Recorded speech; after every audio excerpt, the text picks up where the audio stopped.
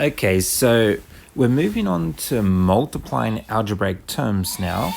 So in this case, what that actually means is you'll have a couple different terms. Let's say here we have a known number 3. We're multiplying it by, let's say we've got this other number which we know, it's the number 5. And there's a third number which we're also multiplying. This one's unknown, so let me give it a name. I'll call it the letter P. All right, so this is our question. Now, if we wanted to try and find the answer, well, we've got ourselves a serious problem here because 3 times 5 we can do, but how do you multiply it by this third number, which we don't know? So we can't actually find the answer of this. But as we have been doing so far, we can simplify, right? We can rewrite this at least in a more simple way. So what we do is start with the numbers that we know first, right? At least work out what you can. 3 times 5 is 15. Then, once you've done all the numbers that you know, then move on to the unknown numbers. We've got this P here. So we've got 3 times 5, which is 15. We've got to multiply that by P. 15 times P, we would write that as 15P, right? That means 15 lots of P. And that is as much as you can do. That's the answer simplified.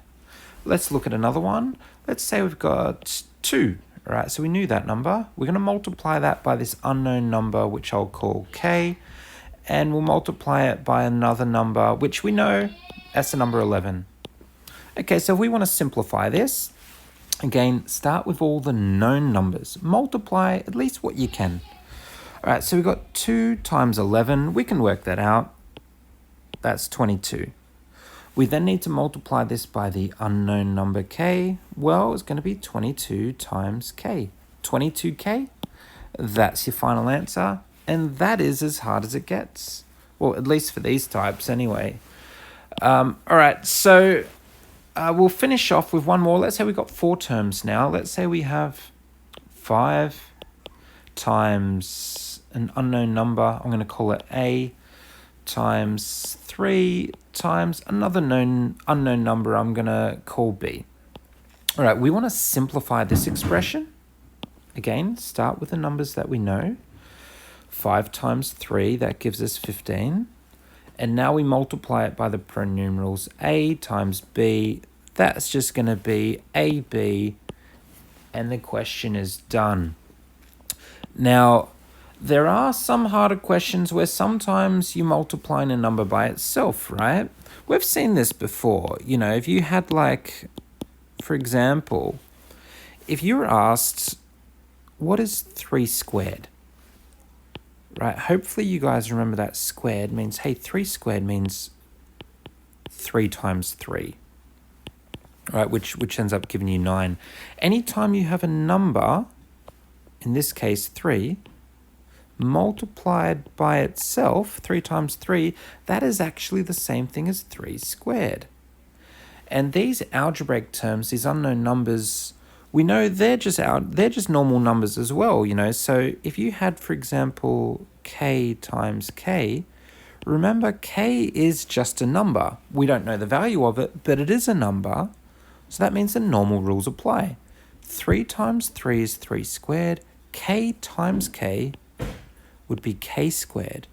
And sometimes you actually get questions that need that little piece of information there as well. So let's have a look at an example here. Let's say we have 10 times W times 2 times W. Okay, so let me start with the numbers that we know. 10 times 2, that is 20. Now we've got this situation, we've got W times W. Remember, a number multiplied by itself will end up being W squared. That would be your final answer, and that is the expression simplified. All right, hopefully you found this lesson useful. There will be definitely more coming up. Just continuing to build on from where we're at. We've got divisions, we've got harder multiplying. There's so much stuff in algebra. All of it's pretty fun. Just keep in mind, remember, every time you see a letter, it really is just a number. So anything that you can do with a normal number can also be done with these. All right, have a great day.